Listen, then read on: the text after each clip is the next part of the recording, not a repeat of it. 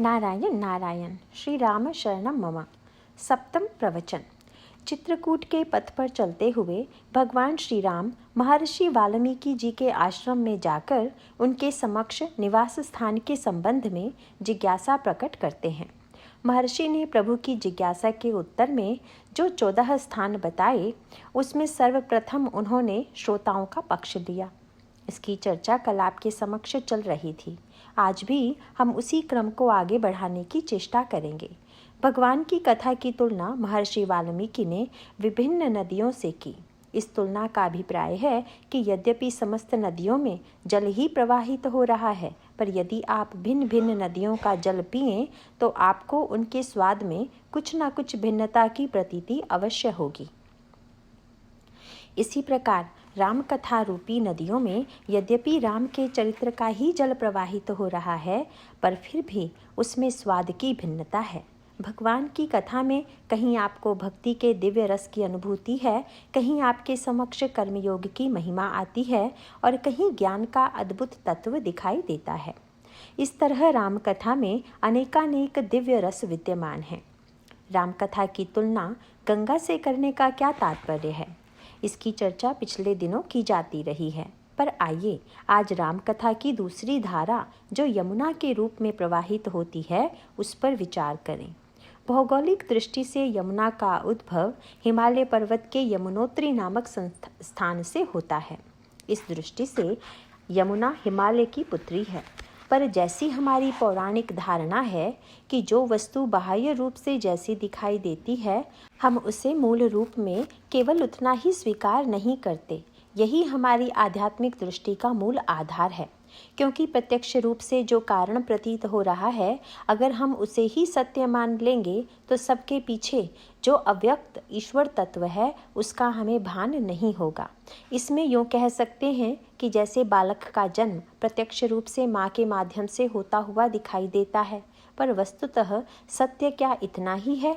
जब हमारे पुराणों तथा रामचरितमानस में यह कहा जाता है कि महाशक्ति माँ है और जगत पिता ईश्वर हैं, तब प्रश्न यह उठता है कि ईश्वर औश्र शक्ति हमारे माता पिता हैं, या कि जो प्रत्यक्ष रूप से संसार में जन्म देते हुए दिखाई देते हैं, वे हमारे माता पिता हैं। यद्यपि जो प्रत्यक्ष दिखाई देते हैं, उन्हें समझने के लिए किसी विश्लेषण की आवश्यकता नहीं है, क्योंकि वे तो प्रत्यक्ष रूप से दिखाई दे ही रहे हैं। किंतु गोस्वामी जी विभीषण के संदर्भ में जो अव्यक्त रहस्य है, उसे समझाने के लिए एक बड़ा महत्वपूर्ण सूत्र देते हैं। जहाँ पर बहिरंग एवं अंतरंग का अंतर्द्वंद्व न हो, वहाँ पर तो कोई समस्या नहीं है। पर यदि बहिरंग और अंतरंग में भिन्नता होने पर हम केवल बहिरंग जगत के ही सत्य को समग्र सत्य मान लें, तो हम आध्यात्म के पथ से कहीं ना कहीं अवश्य भटक जाएंगे। विभीषण का अंतर्द्वंद्व यह था कि मैं रावण का छोटा भाई हूँ और बड़ा भाई तो पिता के तुल्य होता है, इसीलिए रावण का परित्याग करना क्या मेरे लिए उचित होगा। पर हनुमान जी विभीषण की मनस्थिति को समझ गए और उनके अंतर्द्वंद्व को मिटाने के लिए हनुमान जी जिस वाक्य के द्वारा विभीषण को संबोधित करते हैं, वही हमारे पारमार्थिक दर्शन का सूत्र है। हनुमान जी ने विभीषण से कहा, तब हनुमंत कहा सुनु भ्राता। भाई विभीषण शब्द से श्री हनुमान जी ने विभीषण को संबोधित किया। वे चाहते तो संत विभीषण भी कह सकते थे, भक्त विभीषण भी कह सकते थे, पर भाई विभीषण शब्द उन्हें चौंकाने के लिए कहा था। हमारी मान्यता है कि जिनका जन्म एक ही माता के गर्भ से होता है, वे भाई होते हैं। इस मान्यता के अनुसार हनुमान जी और विभीषण किसी प्रकार भाई नहीं हो सकते, क्योंकि हनुमान जी आए हैं भारत से और विभीषण जी लंकावासी हैं। हनुमान जी जाति से वानर हैं तथा विभीषण जी राक्षस। हनुमान जी के माता पिता अंजनी और केसरी हैं तथा विभीषण के पिता रूप में विश्रवामुनि तथा माता कैकसी है। विभीषण ने पूछा, महाराज मैं तो रावण का भाई हूँ, आपका भाई कैसे हुआ। हनुमान जी ने इसे स्पष्ट करते हुए कहा, देखूँ चहूँ जानकी माता। इस प्रकार विभीषण जी के साथ भाई शब्द का प्रयोग किया तथा जानकी जी के साथ माता का। उनका अभिप्राय है कि यदि आप अपने आप को शरीर ही मानते हैं तो निश्चित रूप से मेरे भाई नहीं हैं, पर वस्तुतः हम सबकी माँ तो आदिशक्ति जही जग उपजाया। के रूप में एकमात्र जानकी जी ही हैं, इसीलिए मैं भी उनका पुत्र हूँ और आप भी। अब तो बस यह निर्णय करना है कि आप किस भाई का साथ देंगे। आपका एक भाई लंका में है जो शरीर के नाते भाई है, और दूसरा भाई मैं हूँ जो आत्मिक दृष्टि से आपका भाई हूँ। आप निर्णय कर लीजिए कि अगर आप रावण को भाई मानेंगे तो न जाने कितने जन्मों में आप कितने भाई बदल चुके हैं, पर जब हम दोनों की माता जानकी जी हैं तो इस माँ के नाते हमारा नाता शाश्वत है, कभी न मिटने वाला है। इसका अर्थ है कि सृष्टि में जो हमें प्रत्यक्ष दिखाई दे रहा है, व्यवहार में उसे स्वीकार करने में कोई आपत्ति नहीं है, बल्कि एक सीमा तक कर्तव्य कर्म निर्धारित करने में भी उससे सहायता मिलती है। पर अगर हम केवल उसे ही तात्विक सत्य मान लेंगे तो कहीं ना कहीं उलझ अवश्य जाएंगे, तब रावण का परित्याग करने में सफल नहीं हो पाएंगे। वस्तुतः जो प्रत्यक्ष दिखाई दे रहा है वह व्यवहार का सत्य तो हो सकता है, पर परमार्थ का सत्य वह है जो प्रत्यक्ष न दिखने पर भी उसके मूल में होता है। इसका संकेत भगवान श्री राम ने लक्ष्मण जी के समक्ष किया है। पंपासर के पास भगवान राम और श्री लक्ष्मण जी बैठे हुए थे। सामने सरोवर में कमल वन शोभा पा रहा था। कमल के पत्ते बड़े बड़े होते हैं और कभी वे जल के ऊपर ऐसे छा जाते हैं कि उसके द्वारा सरोवर का पानी दिखाई नहीं देता।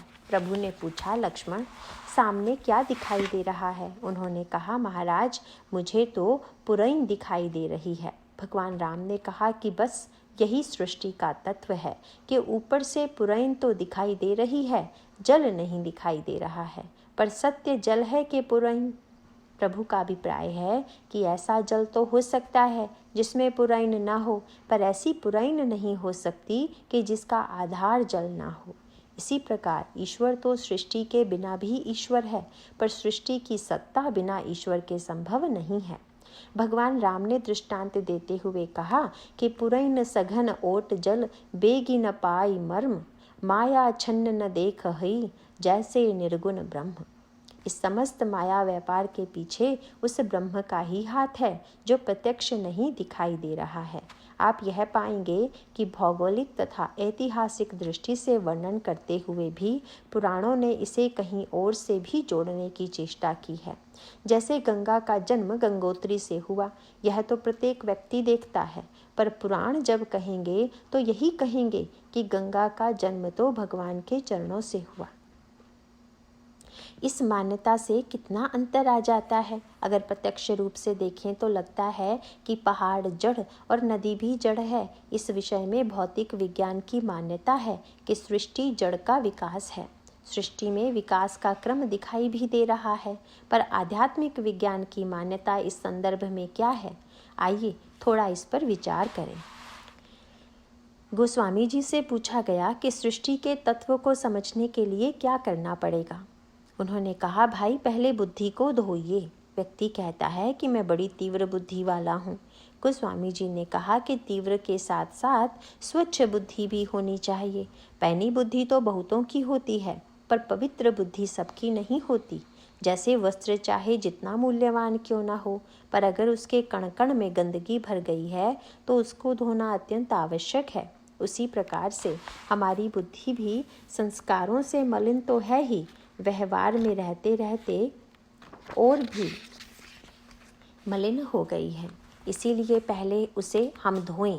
पर किस वस्तु से धोवें? इसका बड़ा सुंदर सूत्र देते हुए वे कहते हैं कि छूट मल की मलई के धोएं, घृत की पाव कोई बार बिलोएं। प्रेम भक्ति के बिना आंतरिक मल की निवृत्ति नहीं होती है। तुलसीदास जी से पूछा गया कि महाराज, मल तो कहीं दिखाई नहीं दे रहा है, हम तो बहुत साफ कपड़े पहनते हैं। तब वे मल गिनाते हुए विनय पत्रिका में कहते हैं, मोह जनित मल लाग विविध विधि, कोटहु जतन न जाई, जन्म जन्म अभ्यास निरत चित, अधिक अधिक लपटाई। पर यह गंदगी आ कैसे गई, इसका वर्णन करते हुए उन्होंने कहा, पर निंदा सुनि श्रवण मलिन, भय वचन दोष पर गाए।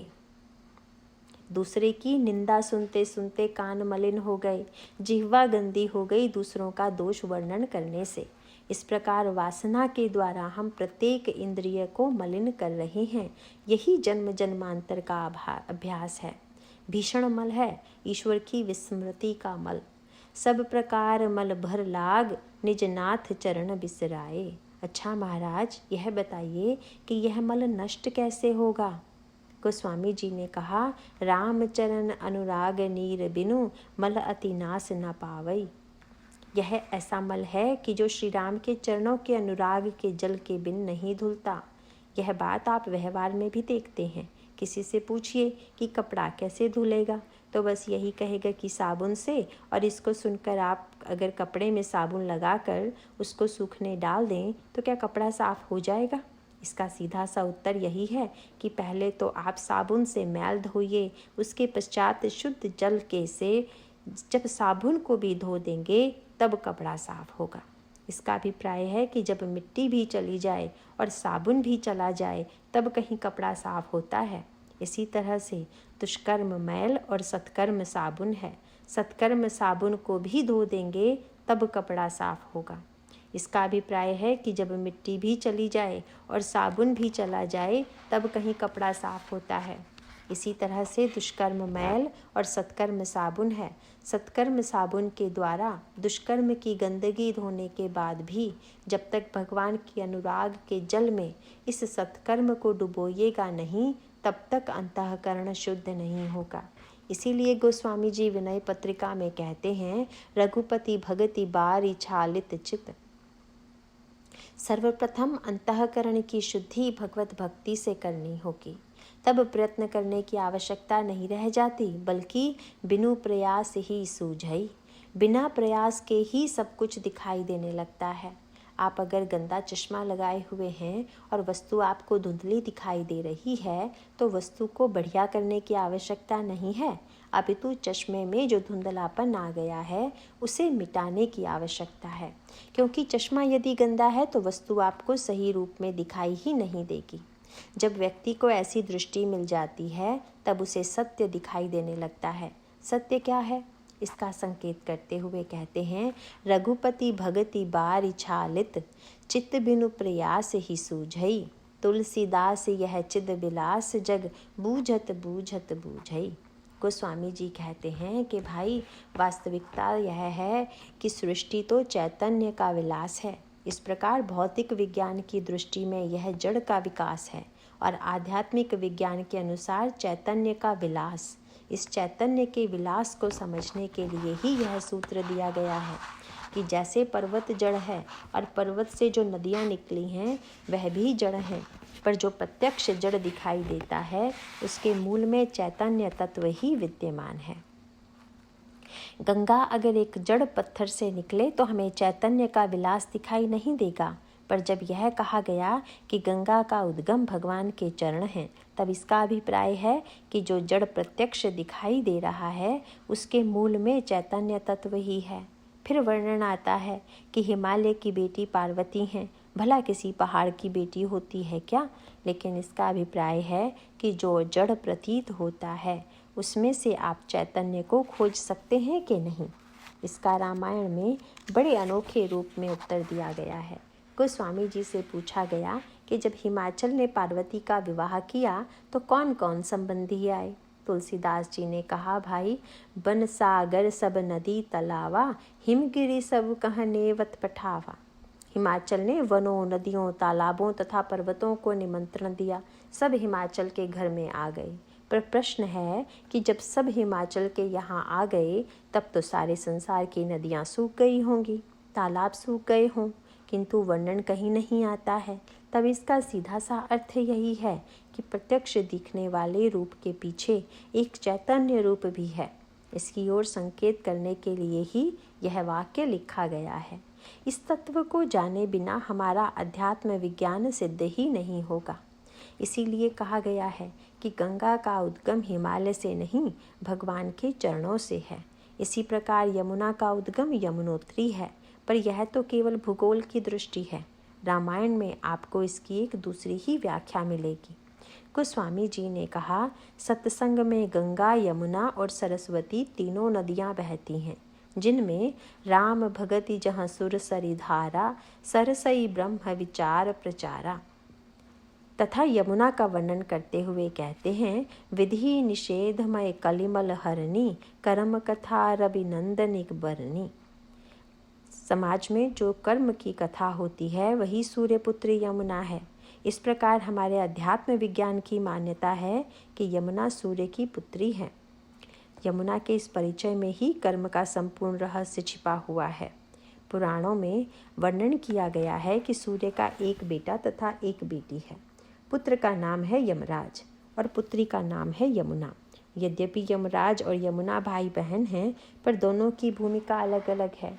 वर्णन आता है कि यमुना से मिलने आए एक बार यमराज। बहन ने भाई का स्वागत किया। अंत में यमराज ने यमुना से पूछा कि मैं तुम्हें क्या दूं? यमुना ने कहा कि आप वही दीजिए जो व्यक्ति मुझ में स्नान करे उसे आपसे डर लगना बंद हो जाए, वह आपके भय से मुक्त हो जाए। यमराज ने यह वचन यमुना को दे दिया। इसीलिए आज भी यम द्वितीया के दिन मथुरा में स्नान करने के लिए बहुत से लोग आते हैं। अगर विचार करके देखें तो कर्म यमुना एवं यमराज के संबंध की यह गाथा बड़ी महत्वपूर्ण है। हमारी पौराणिक मान्यता है कि हम जितना भी कर्म कर रहे हैं वह यमराज के खाते में लिखा जा रहा है। उन सब का हिसाब अंत में यमराज के द्वारा किया जाएगा। इसीलिए जब जीव यमराज के यहाँ जाता है तो उसके कर्मों का परिणाम उसे दिया जाता है। इसके तात्विक अभिप्राय पर अगर विचार करें तो इसका मूल सूत्र यह है कि कर्म प्रधान विश्व करी राखा, जो जस करई सो तस फल चाखा। यही यमराज का स्वरूप है। यमराज न तो किसी के विरोधी हैं और न ही किसी के पक्षपाती। वे तो सूर्य पुत्र हैं। सूर्य किसी का पक्षपाती नहीं है। सूर्य का तो बस इतना ही काम है कि जो कुछ है उसे उजागर कर दे। सूर्य पुत्र यमराज भी व्यक्ति के कर्म को देखते हैं, परिणाम में उसका फल उसे दे देते हैं। व्यक्ति के साथ सबसे बड़ी समस्या यह है कि कोई भी व्यक्ति बिना कर्म के एक क्षण भी नहीं रह सकता। तुलसीदास जी से पूछा गया, महाराज कर्म सिद्धांत का गणित जरा बता दीजिए। उन्होंने कहा कि इसका गणित तो एकमात्र ब्रह्मा ही जानते होंगे। कठिन कर्म फल जान विधाता, जो शुभ अशुभ कर्म फल दाता। यद्यपि वाक्य कहना तो सरल है कि जो जैसा कर्म करेगा उसका वैसा फल उसे मिलेगा, लेकिन क्या व्यक्ति ऐसा कर्म कर सकता है कि जिसमें कोई ना कोई कमी ना हो? जो पूरे कर्म हैं उनमें तो प्रत्यक्ष दोष होते ही हैं, पर जिन्हें हम श्रेष्ठ कर्म कहते हैं उसमें भी निर्णय करना कठिन हो जाता है। जैसे जब हम अग्नि जलाते हैं तो उसके साथ धूमे नाग्निर्वावृतः, धुआं अवश्यम भावी है। उसी प्रकार से जो भी कर्म करेंगे उसमें कुछ ना कुछ बुराई तो मिल ही जाएगी। कर्म सिद्धांत में एक बात और भी है कि अगर किसी ने 100 पुण्य किए तथा 50 पाप, और वह यदि यमराज से कहे कि आप मेरे पाप पुण्य से काट दीजिए तथा बचे हुए 50 पुण्यों का फल मुझे दे दीजिए, तो वे इसे कभी भी स्वीकार नहीं करेंगे, क्योंकि यमराज की मान्यता यह है कि 100 पुण्यों का फल अलग मिलेगा और 50 पापों का फल अलग।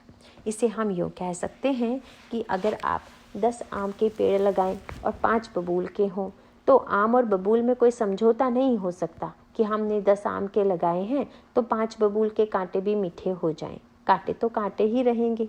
इसी प्रकार कर्म सिद्धांत की दृष्टि से व्यक्ति के मुक्त होने का कोई उपाय ही नहीं है। कर्मों में अच्छाई और बुराई दोनों होंगी। इसीलिए व्यक्ति कभी पाप का फल भोगेगा और कभी पुण्य का। जब कर्म करेगा तो नया जन्म लेगा, और इस प्रकार यह संबंध अनादिकाल से अनंत काल तक चलता रहेगा। इससे बंधन मुक्त होने का उपाय भी बढ़िया निकाला गया। ध्यान रखिए, अगर सूर्य के बेटे यमराज के पास जाइएगा तो कर्म फल भोग के क्रम का पालन करना पड़ेगा, पर बेटी यमुना के पास यदि पहुंच जाएंगे तो इस हिसाब किताब से छुट्टी मिल जाएगी। इसका सीधा सा अभिप्राय है कि अगर कर्म कीजिएगा तब तो फल भोगना ही पड़ेगा। इसीलिए हम यमुना से कर्म का तत्व समझ लें कि जिससे कर्म करते हुए भी हम बंधे नहीं, निर्लिप्त रहें। यमुना में स्नान करने का अर्थ है कर्म के उन रहस्यों को जानना जो कर्म मुक्त करके प्रदान करने वाले हैं। कर्म का यही तत्व आपको भगवान श्री राम के चरित्र में मिलेगा। भगवान श्री राम ईश्वर हैं, यह बात तो गोस्वामी जी ने बार बार कही है, पर बार बार इसे दोहराने के साथ साथ उन्होंने उसमें एक बात और भी जोड़ दी। यदि यह प्रश्न किया जाए कि श्री राम ईश्वर हैं या मनुष्य, तब उसका उत्तर देना बड़ा कठिन है, क्योंकि समस्या दोनों में है। अगर मनुष्य माने तो अपूर्ण है, इसीलिए हमारी प्रत्येक समस्या का समाधान नहीं दे सकते। अगर केवल ईश्वर ही माने तो हम उनके चरित्र से कुछ सीख नहीं सकते। इसीलिए रामायण में दोनों को जोड़कर यह कहा गया है कि वे हैं तो साक्षात ईश्वर, पर आचरण करते हैं मनुष्यों की तरह, ईश्वर की तरह नहीं। चरित करत नर अनुहरत संस्कृति सागर सेतु। वस्तुतः ईश्वर से चरित्र पाइए और उनकी शक्ति से प्रेरणा, क्योंकि प्रेरणा ही प्रेरणा हो तथा शक्ति न हो तो भी हम उसे जीवन में उतार नहीं पाएंगे। अगर केवल शक्ति ही शक्ति हो, प्रेरणा न हो, तो भी हमारा काम नहीं चलेगा। इसीलिए गोस्वामी जी ने दोनों ही रूपों में भगवान श्री राम को प्रस्तुत किया। शब्द बड़े सुंदर कहते हैं। कहीं तो कहते हैं कि यह भगवान राम का चरित्र है, रामचरित मानस यही नामा। और कहीं शंकर जी कहते हैं, गिरिजा सुनहु राम की लीला, पार्वती भगवान की लीला सुनो। पार्वती जी ने पूछा, महाराज यह श्री राम का चरित्र है या श्री राम की लीला है? शंकर जी ने कहा कि अगर श्री राम ईश्वर हैं तो लीला है और मनुष्य हैं तो चरित्र है। उनका अभिप्राय है कि ईश्वर तो लीला ही करेगा, पर चरित्र इस तरह करते हैं कि जैसे एक मनुष्य को करना चाहिए। भगवान ने अवतार क्यों लिया? इसका उत्तर देते हुए यही कहा जाएगा कि रावण का वध करने के लिए। पर प्रश्न यह है कि ईश्वर के भ्रगटी विलास से जब सृष्टि का नाश हो, तब तो वे केवल संकल्प कर लेते हैं कि रावण का नाश हो सकता हो जाए, और रावण का नाश हो जाता। लेकिन भगवान ने ऐसा नहीं किया, अपितु उस समय उन्होंने जो सूत्र दिया वह बड़ा सुंदर है। देवताओं की प्रार्थना सुनकर भगवान ने यही कहा कि जनी डर पहु मुनि सिद्ध सुरेसा, तुम ही लागी धरऊं नरवेसा। और फिर पूरी कथा सुना दी कि मैं कैसे कैसे मनुष्य बनूंगा और कैसे रावण मारूंगा। लेकिन भाई, क्या भगवान रावण को ईश्वर बने रहकर नहीं मार सकते? उन्हें मनुष्य बनने की क्या आवश्यकता है? इसका उत्तर देते हुए गोस्वामी जी दृष्टांत देते हैं सेतु का। चरित करत नर अनुहरत संस्कृति सागर सेतु। अगर कोई योगी आकर घोषणा करे कि कल हम आकाश मार्ग से यमुना को पार करेंगे, तो योग सिद्धि के द्वारा यद्यपि यह कार्य किया जा सकता है, इसे देखने के लिए दर्शकों की भीड़ भी उमड़ पड़ेगी। इससे क्या हमारी आपकी समस्या का समाधान हो पाएगा? क्योंकि योगी जी तो चले जाएंगे आकाश मार्ग से, पर हम कैसे पार होंगे? हमारी समस्या का समाधान दिया गया भगवान राम के चरित्र के द्वारा। हनुमान जी तो समुद्र को आकाश मार्ग से पार कर गए, पर जो बेचारे समुद्र को पार करने की शक्ति नहीं रखते हैं, वे क्या करेंगे? इस प्रश्न का विचार करते समय हमें यह बात अवश्य ध्यान में रखनी चाहिए कि हनुमान जी के द्वारा श्री सीता जी की खोज की यात्रा उनकी व्यक्तिगत साधना है और समस्त मंदिरों के द्वारा उनके खोज सामूहिक यात्रा है।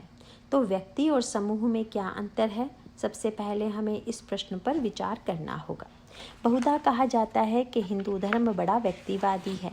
भले ही ऐसा वह अपने स्थान पर दिखाई दे, पर यह सत्य अधूरा है, क्योंकि अगर हम यह माने कि जब समूह में व्यक्ति रहेगा तभी वह जीवन के लक्ष्य की ओर बढ़ेगा, तब तो शायद ऐसा अवसर ही ना आए, क्योंकि समूह में कुछ न कुछ लोग तो विरोध करने वाले तथा साथ चलना अस्वीकार करने वाले भी होंगे ही। इसीलिए जब भी साधना होगी तब होगी तो व्यक्तिगत, पर एक अंतर अवश्य होना चाहिए। इसी अंतर को रामचरितमानस में स्पष्ट किया गया।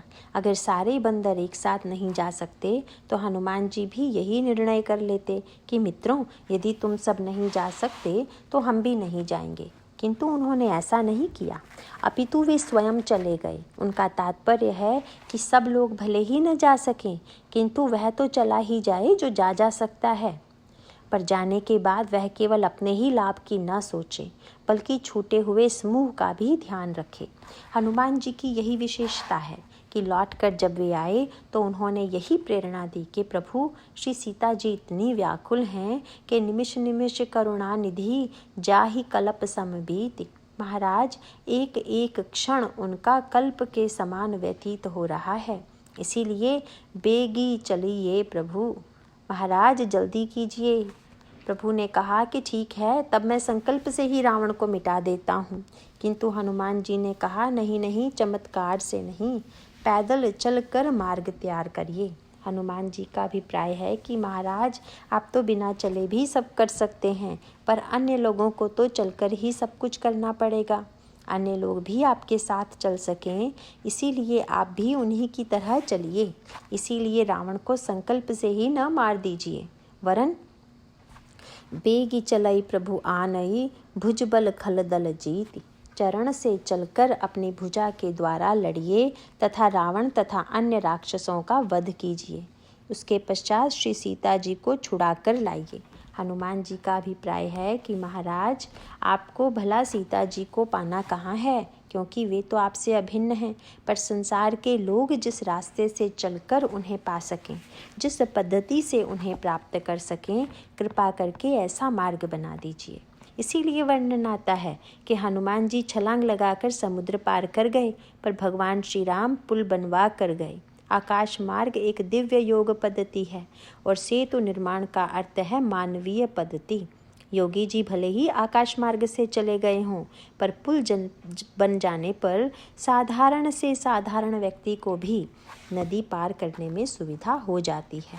गोस्वामी जी कहते हैं कि हम तो उस व्यक्ति के अत्यंत कृतज्ञ हैं जिसने पुल बनवा दिया, क्योंकि जब पुल बन गया तो मनुष्य ही नहीं बल्कि एक नन्ही सी चींटी जो कभी समुद्र पार करने की बात भी नहीं सोच सकती थी, वह सरलता से पार जा सकती है।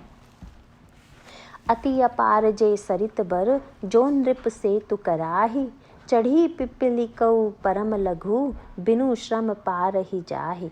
इसका सीधा सा अर्थ है कि भगवान श्री राम ने जब यह कहा कि तुम ही लागी धरऊ नर वेशा, तो मानो साक्षात ईश्वर होते हुए भी उन्होंने अपने आप को मनुष्य रूप में प्रस्तुत किया।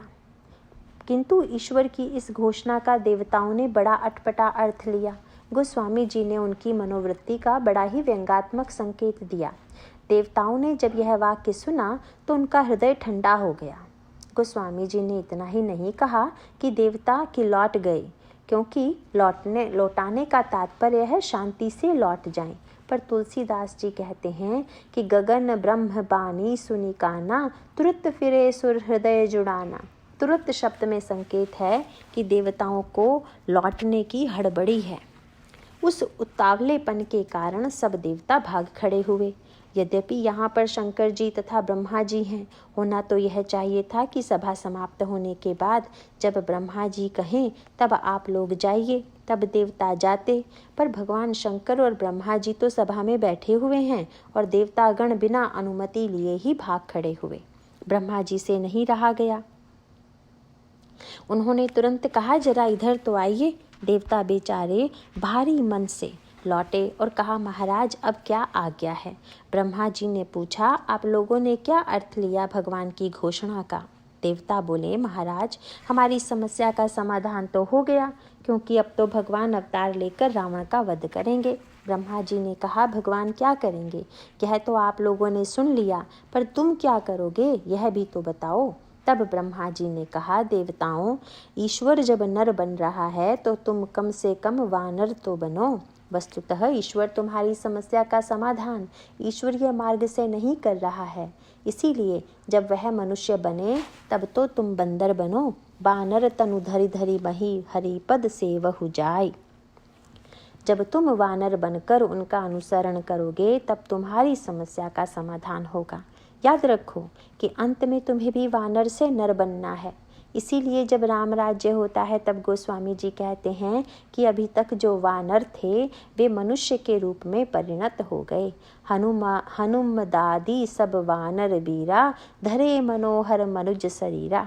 इस प्रकार मानो ईश्वर ने मनुष्य के रूप में अवतार लेकर पशु को भी मनुष्य बनाने का चरित्र का दिग्दर्शन कराया। कर्म कौशल क्या है? तथा कर्म कैसे करना चाहिए, इसका सूत्र भगवान राम ने अपने चरित्र में आदि से अंत तक दिया है। इस संदर्भ में मैं आपसे प्रारंभ में ही यह कह दूं कि यमुना के साथ हमारे दो अवतार जुड़े हुए हैं, एक तो भगवान राम का, दूसरे भगवान कृष्ण का। यद्यपि प्रत्यक्ष रूप से तो यह नहीं दिखाई देता कि भगवान राम यमुना से जुड़े हुए हैं, लेकिन आप अगर विचार करके देखें तो सूर्य की बेटी हैं यमुना, और राम ने सूर्य वंश में जन्म लिया। इस प्रकार भगवान राम से यमुना का नाता रहा।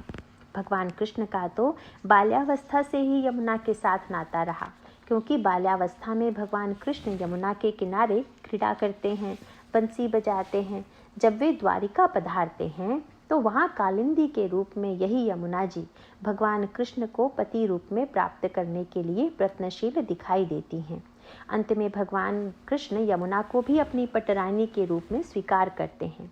इसका सीधा सा अभिप्राय है कि कर्म की समग्रता दो ही प्रकार से हो सकती है। या तो भगवान राम ने अवतार लेकर मनुष्य के रूप में जो कर्म किए वे हमारे जीवन में आए, हमारे जीवन में भगवान के प्रति समर्पित होकर उन्हें पति बना लें। किंतु भाई हमारे कर्म अगर ईश्वर से न जुड़ें तो निश्चित रूप से कर्म परिणाम हमें भोगने ही पड़ेंगे। तब हम कर्म फल के बंधन से मुक्त नहीं हो सकते।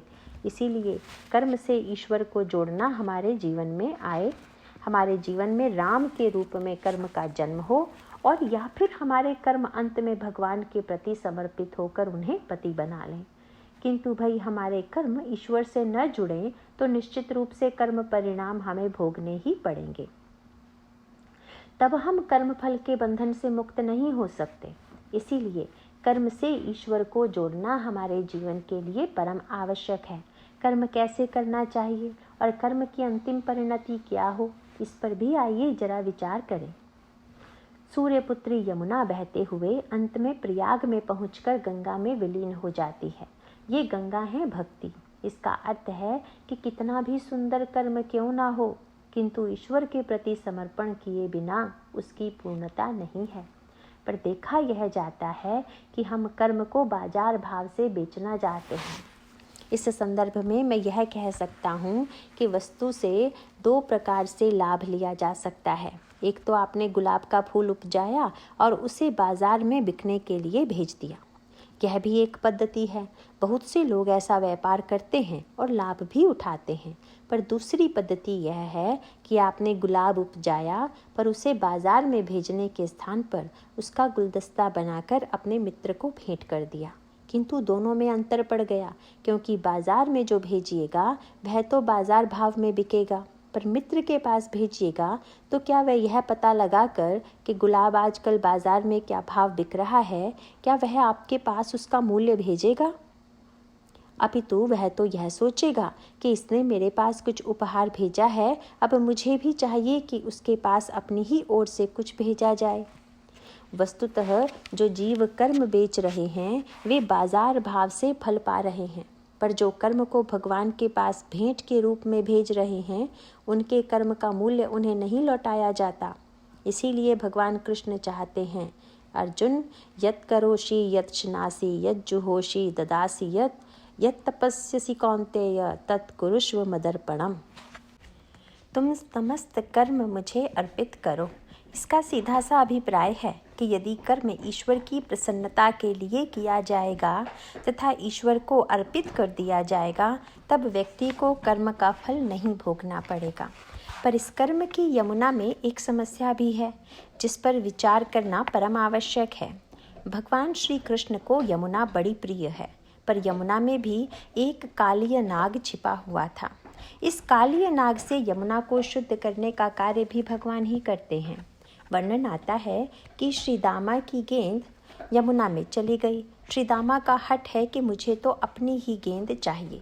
तब भगवान श्री कृष्ण ने यमुना में छलांग लगा दी। यहाँ सैकड़ों सिर वाला सर्प छिपा हुआ था। भगवान ने उसे जगाकर उसके सिर पर प्रहार किया। चरण के प्रहार से पहले तो उसके मुंह से रक्त निकला और फिर वह भगवान की शरण में आया। भगवान ने उससे कहा कि मैं तुम्हें मारूंगा नहीं, पर तुम्हें यमुना को छोड़कर अन्यत्र चले जाना होगा। इस प्रकार यमुना से कालिय नाग निकल गया तथा यमुना शुद्ध हो गई।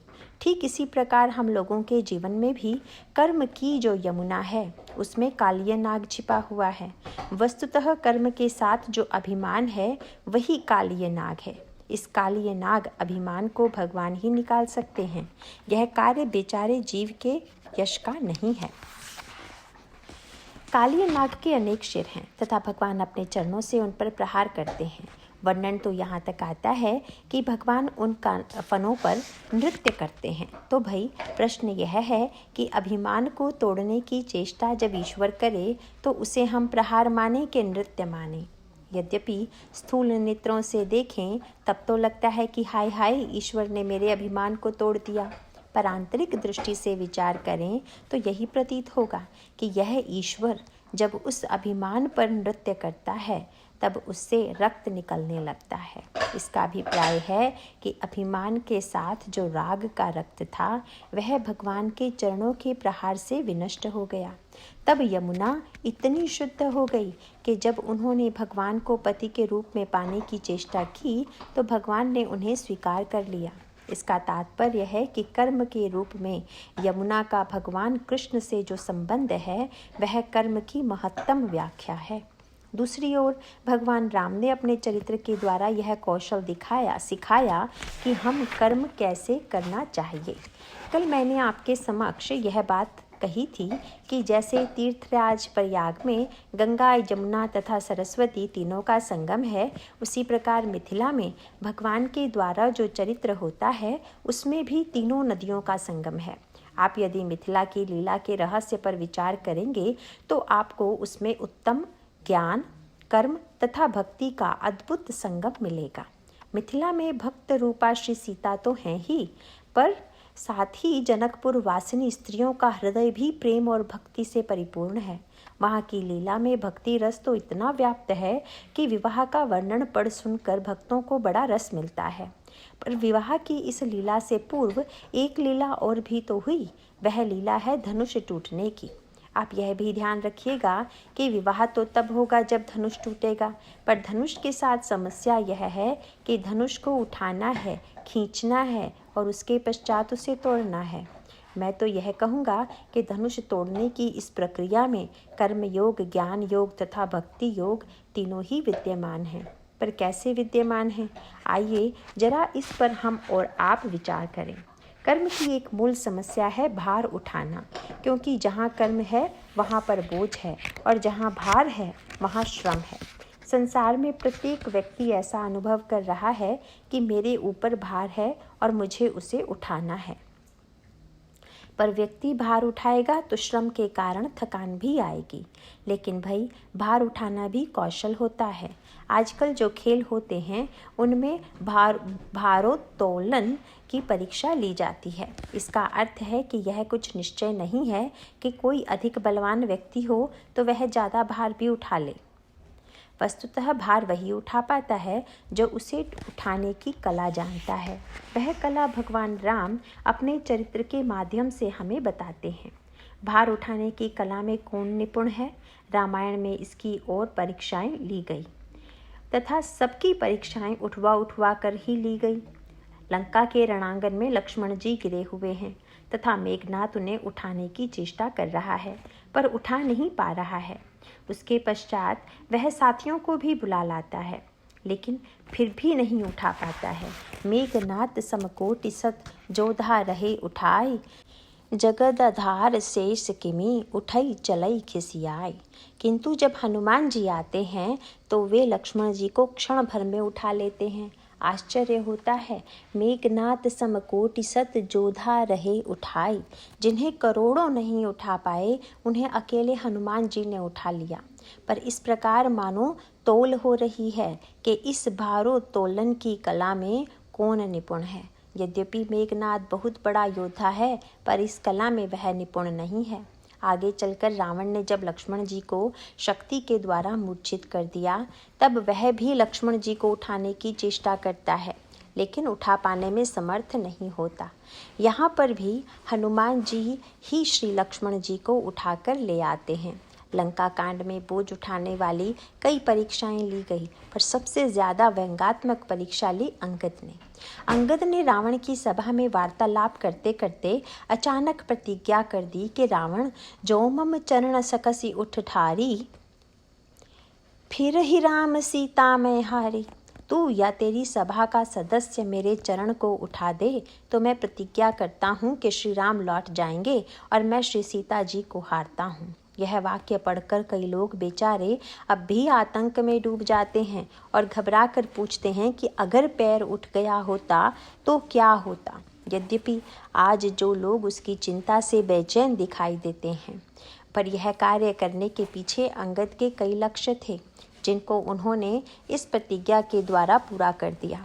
रावण ने अपनी सभा के लोगों से कहा कि पद गही धर निपछा रहु कीसा, केवल पैर ही क्या, इस बंदर को ही उठाकर फेंक दो। पर जब राक्षस पैर उठाने की चेष्टा करने लगे तो अंगद को बड़ी हंसी आई, क्योंकि इस कार्य के द्वारा रावण पहली ही बाजी हार गया।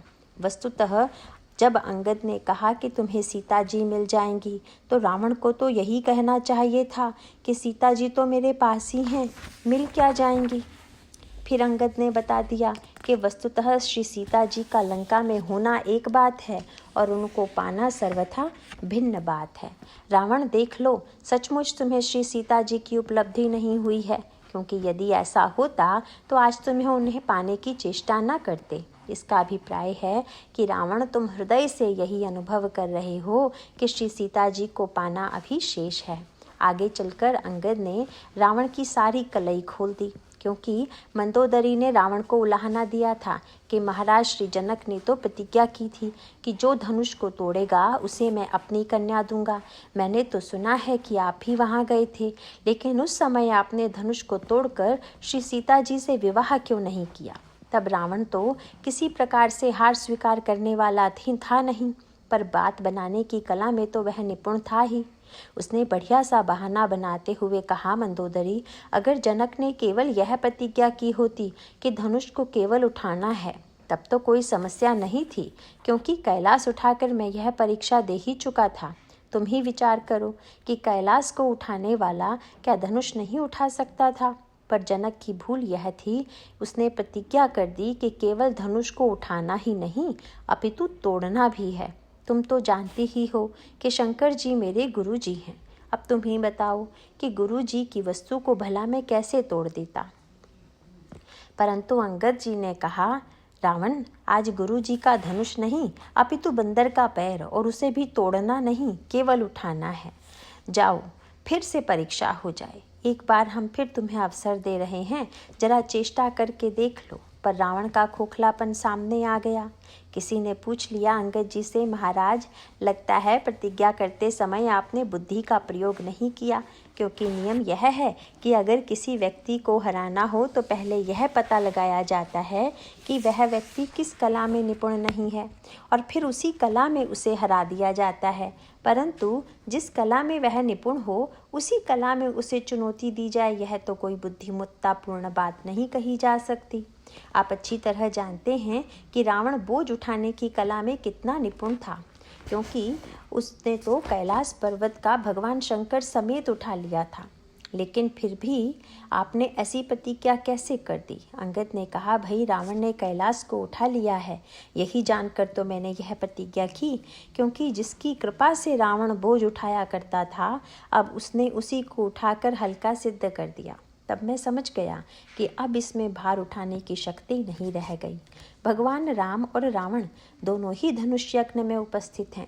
रावण अपने आप को भार उठाने की कला में निपुण मानने के बाद भी धनुष को उठाने में असमर्थ है, तोड़ने में असमर्थ है।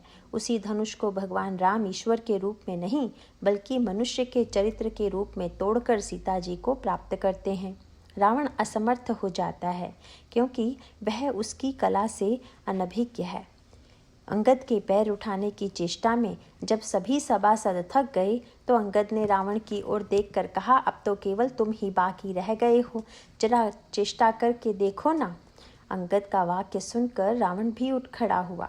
यहाँ पर अंगद की महत्ता सामने आ गई, क्योंकि अंगद चाहता तो रावण को पैर उठाने की चेष्टा करने देता, और यह तो निश्चय ही है कि रावण भी अंगद का पैर नहीं उठा सकता था। पर अंगद का लक्ष्य यदि केवल आत्मविज्ञापन होता तो वे यही करते, लेकिन अंगद का उद्देश्य तो बड़ा पवित्र था। इसीलिए अंगद ने कहा, रावण मम पद गहे न तोर उबारा, अरे गह सिन राम चरण सठ जाई। अगर तू भक्ति रूपा सीता को पाना चाहता है तो जाकर ईश्वर का चरण पकड़। बिना ईश्वर की कृपा के जीवन में भक्ति और शांति नहीं मिलती है। अंगद का रावण को यही संकेत था। वस्तुतः कर्म का यह अद्भुत रहस्य है कि हम बोझ कैसे उठाएं, कैसे खींचें और फिर कैसे अंत में तोड़ दें। यह जो कर्म का कौशल है, उसको बताने के लिए भगवान श्री राम ने अपने चरित्र के द्वारा कर्म की जो यमुना प्रकट की, वे कैसी बहती हैं, इसकी कथा कल होगी। नारायण नारायण।